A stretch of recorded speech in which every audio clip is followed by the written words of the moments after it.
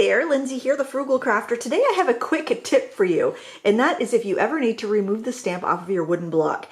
I have had this stamp for many years. It's a 2003 Stampin' Up! Stamp, and now I did buy it secondhand, so I haven't had it quite that long, but I never knew that this was on the block upside down until I stamped it on this kind of ATC page a couple times, and it was upside down. First time I thought I made a mistake, so I stamped it again, and I'm like, oh no, this is actually on there upside down. So if you ever need to remove the rubber stamp from your block, maybe you're unmounting your stamps, or maybe you had an error with alignment, what you want to do is you want to heat up the adhesive. And you can put it in the microwave for 30 seconds or so. Larger stamps, I would recommend putting it in the microwave because it will heat it a little more efficiently. I'm using this heat tool and I'm just being careful not to burn my hands off here. Once you have that foam heated up, it will loosen up the adhesive and you'll be able to gently peel off the foam. You do have to be careful because the rubber might want to come off as well. And now, yeah, see, the foam wants to come off of the rubber and of the stamp, but it will stick back down.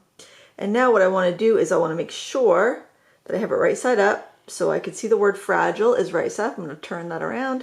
I'm going to look at my block, make sure that's right side up. And then if you want to change the alignment, like maybe you want it a little closer to the edge, you can do that. I'm just going to put it exactly where it was. I think that works out pretty well. And now I'm just going to test it to make sure I have in fact put this on the correct way. So get a little scrap of paper here, and I got an ink pad, so let's just test. Voila!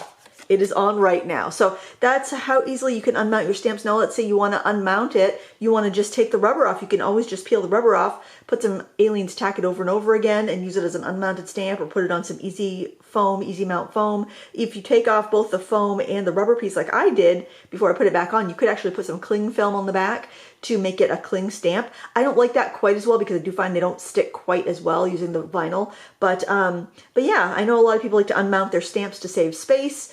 And that's how you do that. And for me, I was able to just remount it so that it was on there correctly.